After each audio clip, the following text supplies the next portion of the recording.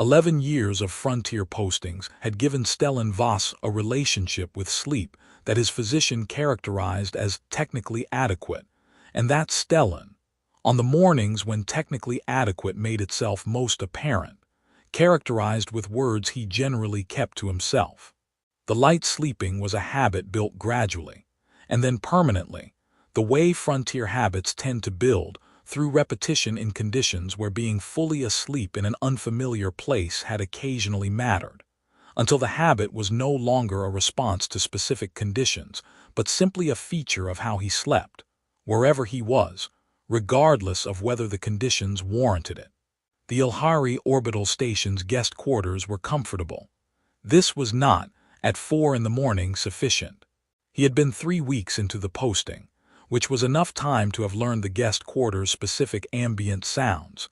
The environmental system cycle, the distant functional hum of the station's operational core, the occasional sound of the corridor's night traffic, which was minimal and which he had learned to filter without waking.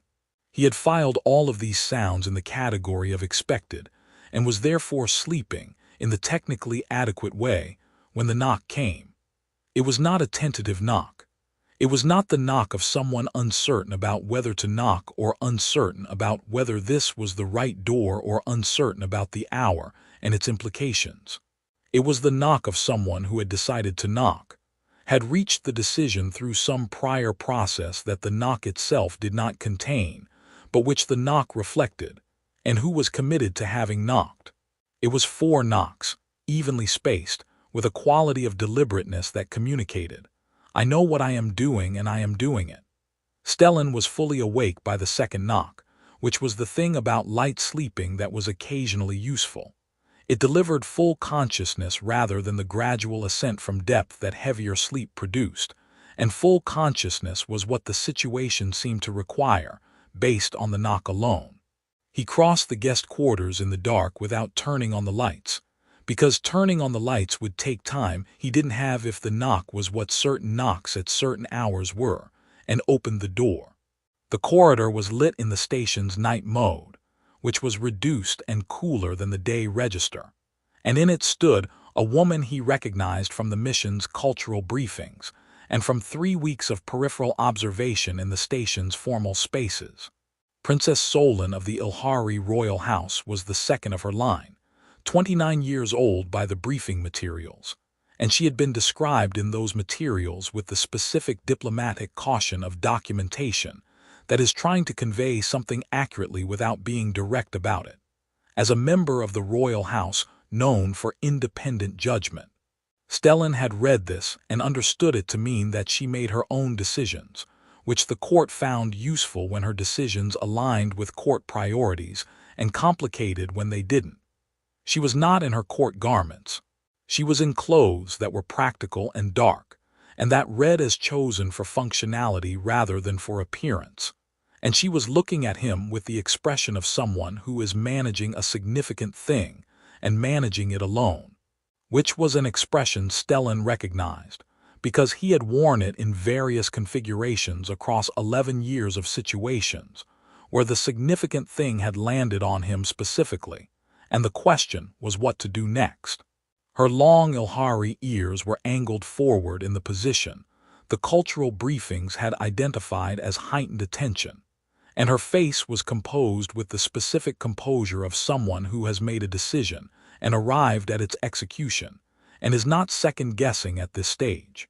"I need your help," she said, in Terran standard that was precise and slightly accelerated in the way of someone who has pre-edited what they are going to say for maximum efficiency.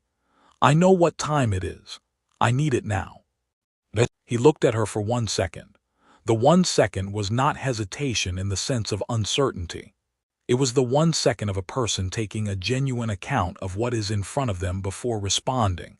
The look at the expression and the posture and the quality of the words and the hour, and the fact that she had come here specifically, to his door, rather than to any of the other doors available to her on the station, and the assessment of all of this together, which produced a conclusion that the 1 second was sufficient to reach. He stepped back from the door. "Come in," he said. "Tell me what's happening." She came in. He turned on the low light, which was sufficient for the conversation rather than optimal for the room, and she stood in the center of the guest quarters with the quality of someone who is not taking in the room at all because the room is not the relevant thing, and she told him.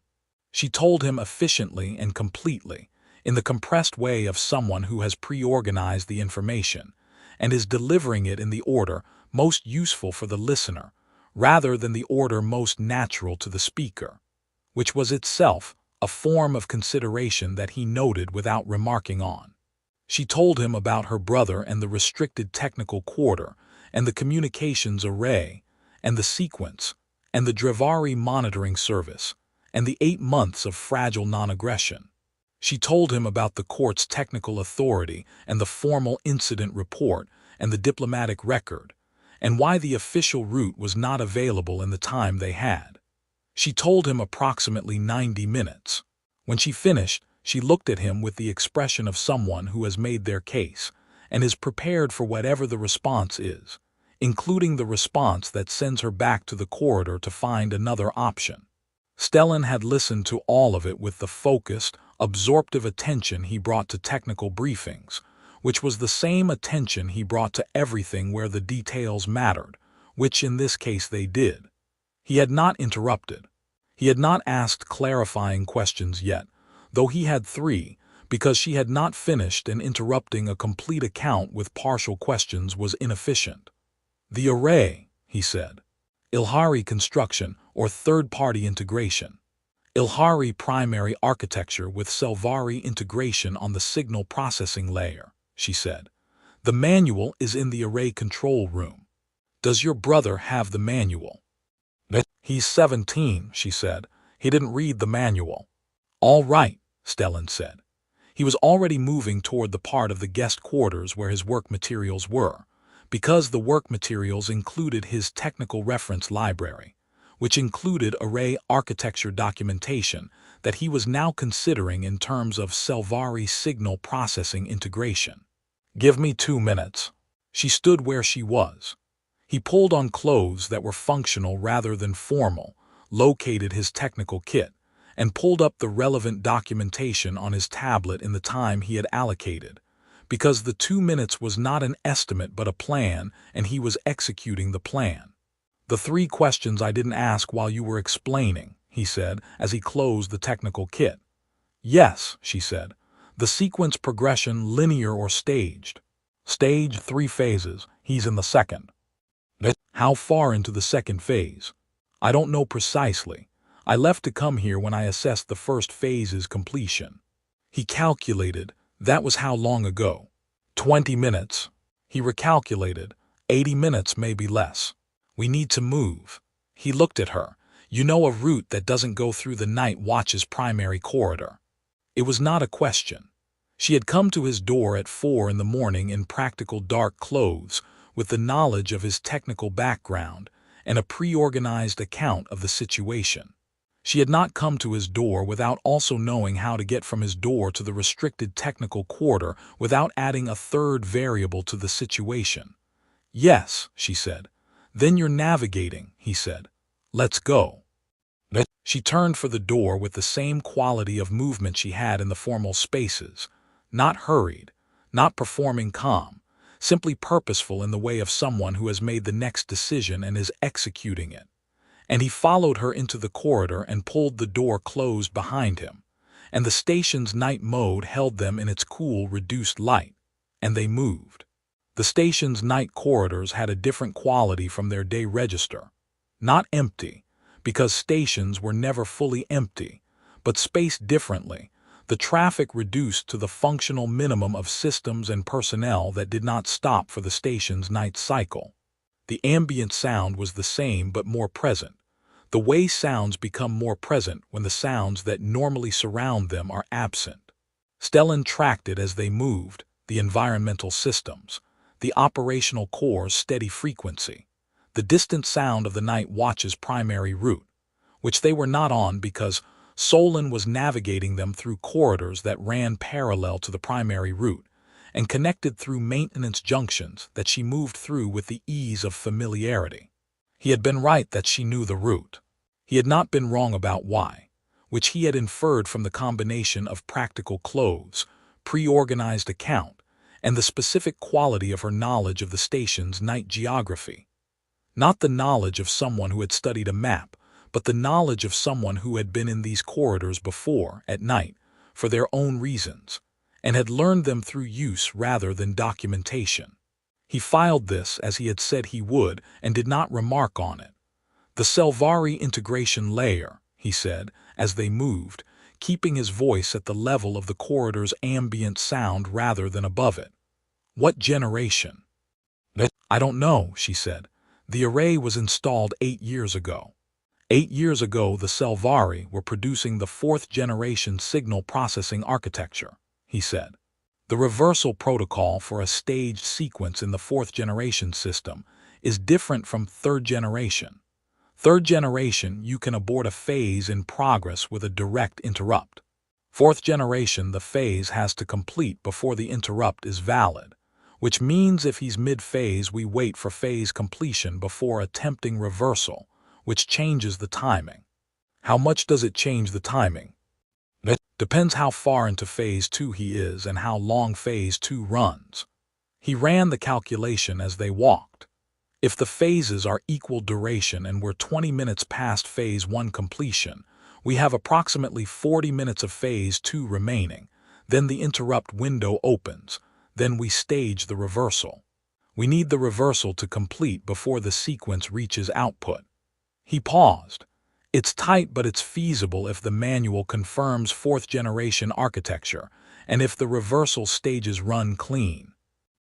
And if they don't run clean, she said, then we manage the deviation when we see it, he said. I'd rather see the array before I tell you what the fallback is.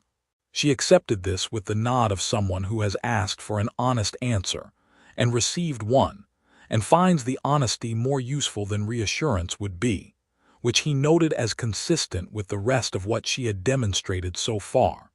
The restricted technical quarters entry was a secure junction that required Ilhari court access credentials, and Solon's credentials opened it without hesitation, which meant she had access to the restricted quarter through official channels rather than the unofficial ones, which raised a question he did also not ask, because the answer was not relevant to the next 80 minutes. The array control room was 2 corridors into the technical quarter, and it was lit at full operational brightness because the array was running.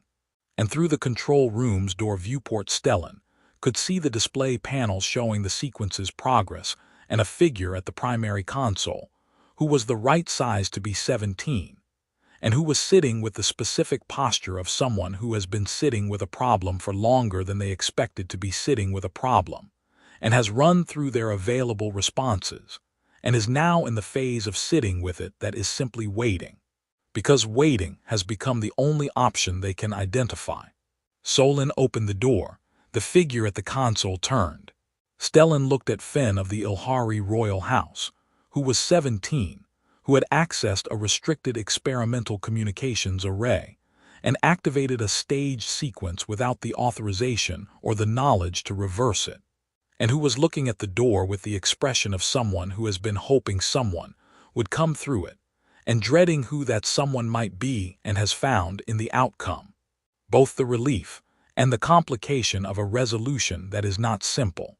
He was looking at his sister.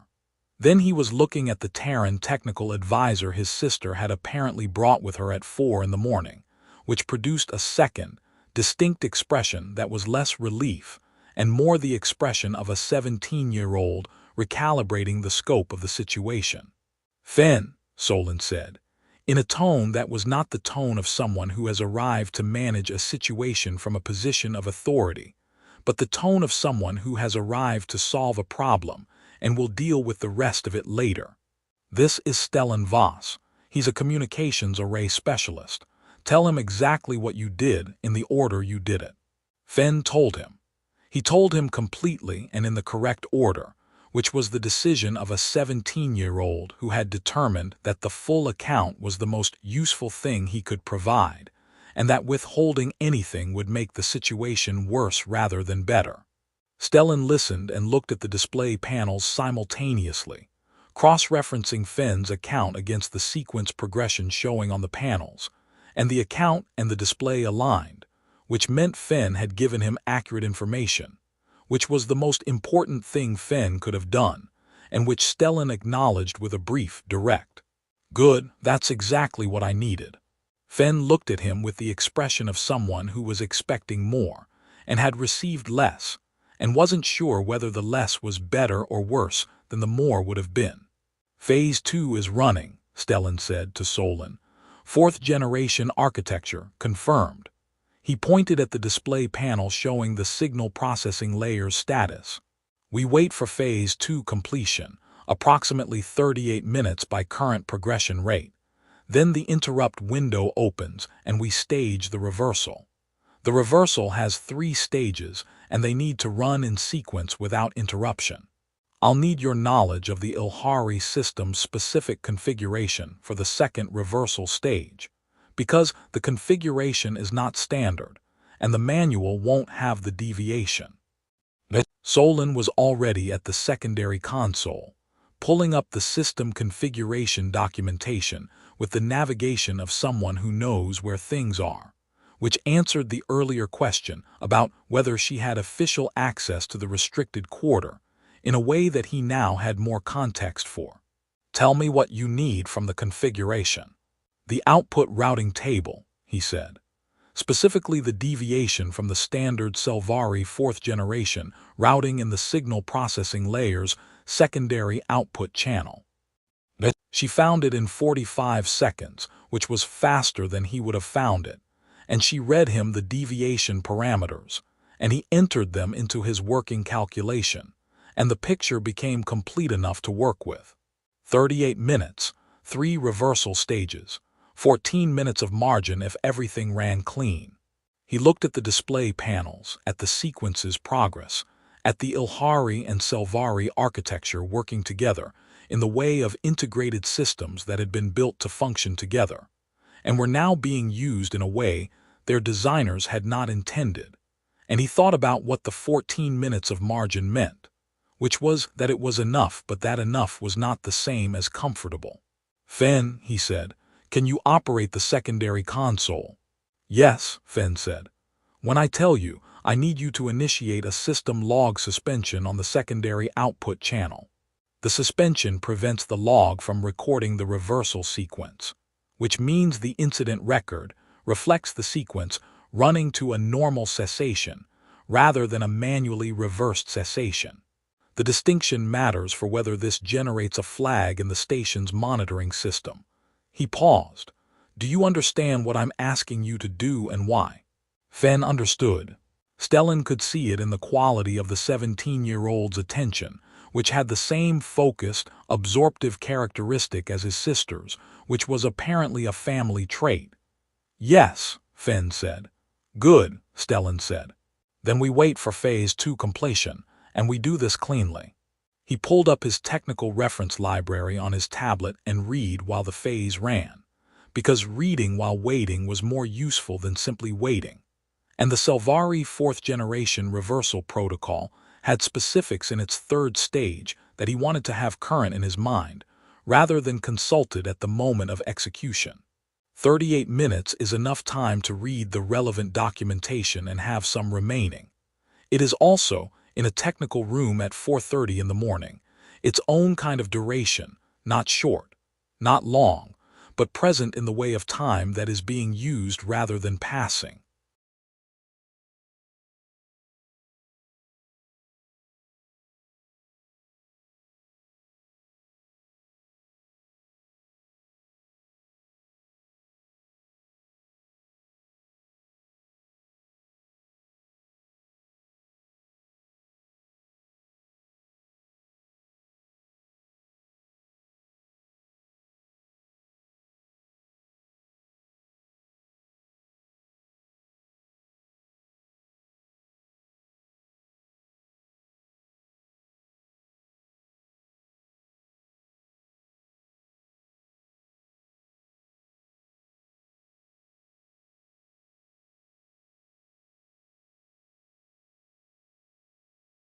Phase 2 completed at the 36-minute mark, which was 2 minutes ahead of the projected rate, which Stellan noted and adjusted for without comment, because adjustment was faster than comment.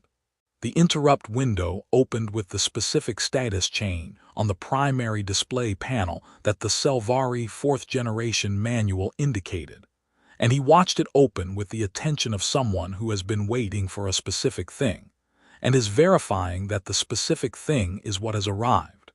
"Window is open," he said. "Fen, secondary console, log suspension now." Fen initiated it. The secondary console confirmed the suspension with a status indicator that changed from active to suspended, and Stellan watched it change and moved immediately to the first reversal stage, because the interrupt window had a duration, and the first stage needed to begin within it.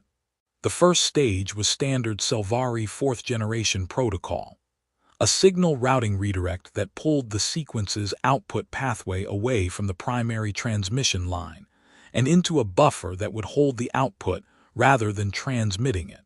He executed it cleanly, with the focused economy of someone doing a thing they know how to do under time pressure, which is different from doing a thing you know how to do in comfortable conditions, in ways that matter and in ways that require a specific kind of composure that is not the same as the composure of no pressure, but is its own thing, the composure of knowing your hands and trusting them.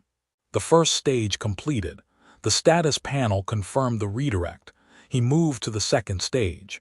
"Routing deviation parameters," he said.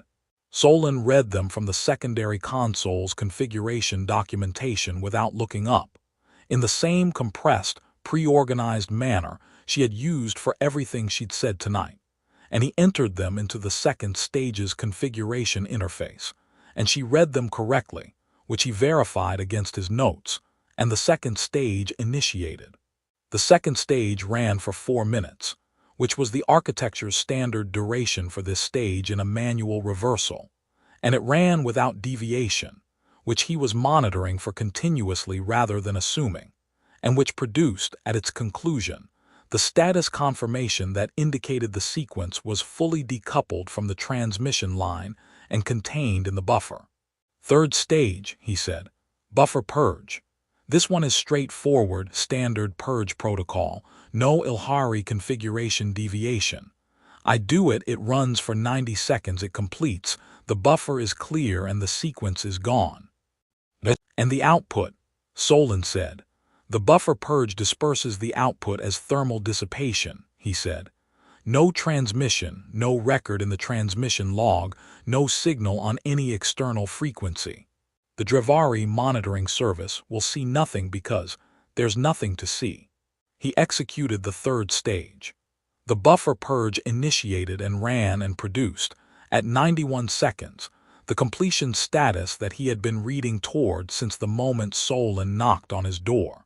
The primary display panel showed the array in its baseline operational state, inactive, undisturbed, a system that had been running a routine night cycle and nothing more.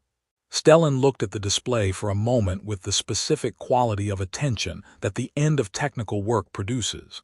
Not satisfaction exactly, which would come later if it came, but the immediate focused verification of someone confirming that what they intended to achieve is what the status panel reflects. "It was done," he said. "Clean completion. Log suspension can be released." Fen released the suspension.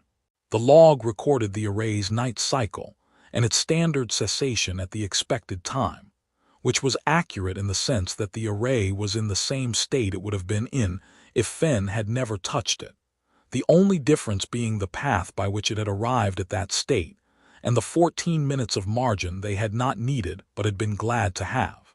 Stellan set down his tablet and looked at the array control room, at the display panels returning to their standby state, at the configuration documentation Solon had open on the secondary console, at Fen, who was sitting at the primary console with the expression of someone who has watched a problem be solved, and who is now in the part that comes after the problem, which is the part where the problem's existence and his responsibility for it are still present but no longer urgent. Solon looked at Fenn for a moment with the expression of someone making a decision about the order of things. Then she looked at Stellan. "I need to talk to my brother," she said. "Yes," he said. "I'll be in the corridor." He went to the corridor and stood in the technical quarters' nightlit passage, and did what he did when he had finished a piece of work, and the immediate demand on his attention was over. He looked at what was around him, which was the station's infrastructure, the functional and unglamorous architecture of a place where things actually ran. And he let the previous 80 minutes settle in the way that things settle when you give them a moment, rather than immediately moving to the next thing. Through the control room door, which was not fully closed, he could hear Solon's voice and Fenn's voice in conversation that was conducted in Ilhari, and therefore not fully available to his translation earpiece, which he had not put in before leaving the guest quarters because there had not been time for everything. He could hear the quality of it, though, which was not a punishment and was not a lecture. It was a conversation, conducted with the directness that seemed to be a family characteristic, between two people who were also, underneath everything else, on the same side. He thought about what she had said when she appeared in his doorway. "I know what time it is," which was the acknowledgement embedded in a request that is asking a great deal, the acknowledgement that says, "I know this is an imposition and I am asking anyway because the situation requires it." He thought about the 1 second he had taken before stepping back from the door, and what the 1 second had contained, and what the conclusion had been and why. It had not been a difficult conclusion. That was what he was finding, in the corridor's quiet, most worth noting, that the decision to step back from the door had not required deliberation, in the sense of weighing one thing against another, but had simply required taking a full account and acting on it, which was the thing he had been doing all night in a different register, and which turned out to be the same fundamental motion, whether the subject was a communications array or a door. The conversation between Solon and Fenn ran for 22 minutes, which Stellan knew because he was in the corridor, and the corridor was quiet, and he was not pretending to do something other than what he was doing, which was being available without being present, which was sometimes the most useful thing a person could be. When the door opened, Fenn came out first, with the expression of a 17-year-old who has been through a significant night, and is arriving at its end with a more complete account of himself than he had at its beginning, which was, in Stellan's estimation, approximately the best possible outcome for a significant night at 17.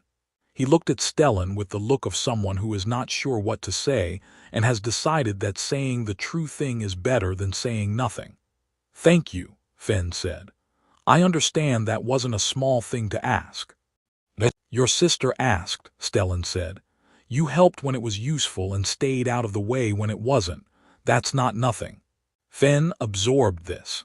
He had the look of someone who has been told something that is going to take some time to fully settle, which was appropriate given that it was true, and that true things often took time.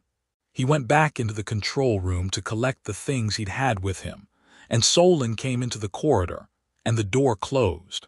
She looked at Stellan with the assessment attention that she had directed at him since the guest quarters, not the evaluating look of the early part of the night, but something that had been updated by the hours between then and now, and which had a different quality, less directed at determining something, and more occupied with what had already been determined.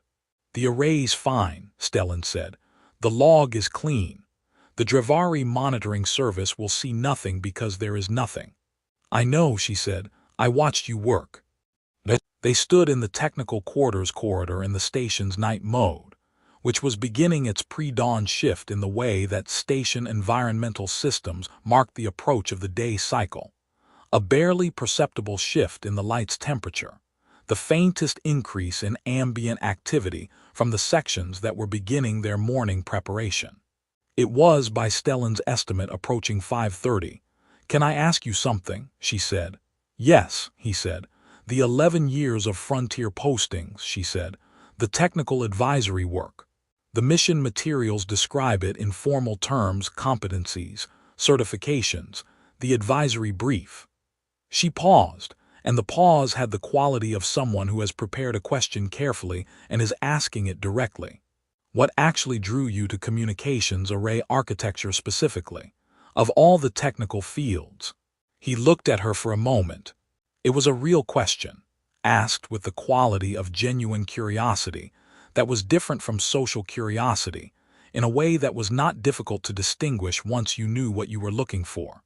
And he had been looking for it since she appeared in his doorway, because the real questions were the ones that mattered, and he was always listening for them. Communication is the thing that fails most consequentially, he said. Not the signal is just physics. What fails is the architecture around it, the systems that are supposed to make the signal reliable and secure and interpretable. When the architecture fails, everything that depends on the communication fails with it. He looked at the array control room door. I find it interesting that the most important infrastructure is usually the most invisible. Nobody thinks about the array until the array does something it shouldn't. She was quiet for a moment. Like tonight, she said. Like tonight, he agreed. She looked at him with the expression that had replaced the early night assessment, something that was recognizing something rather than assessing it, which was a different activity and felt different from the receiving end.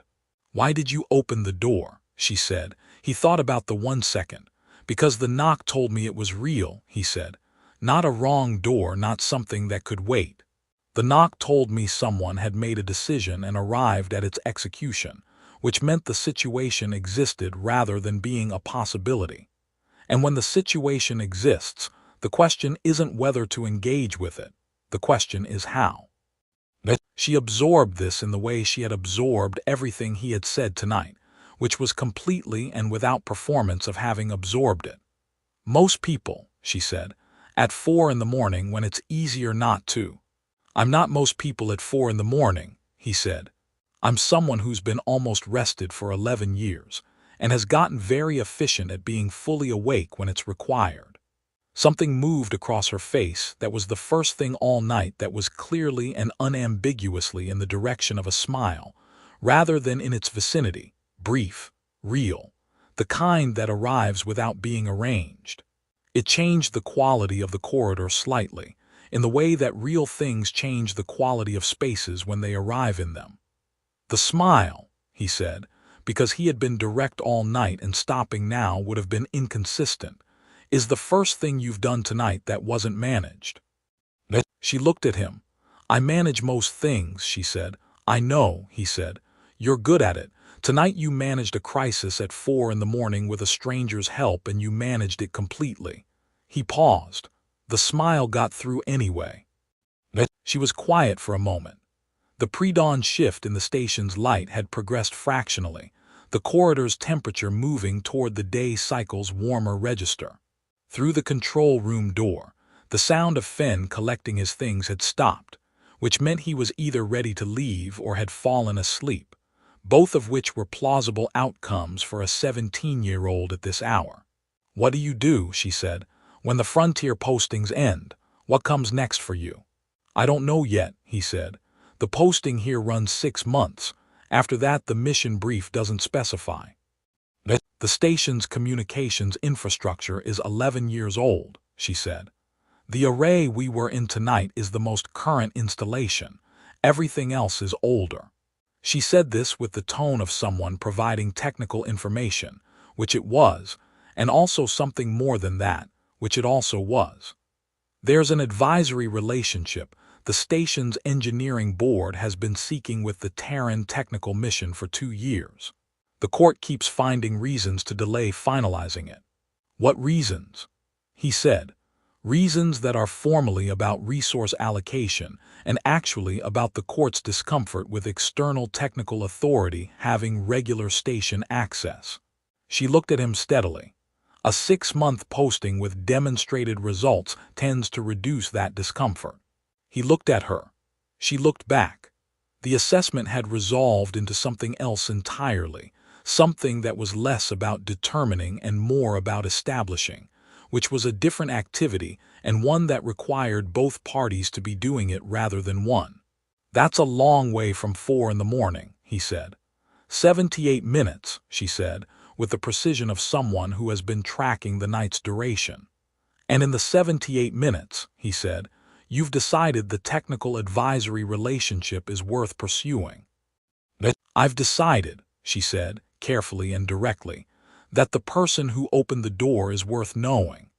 The technical advisory relationship is the most formally available mechanism for that, given the context."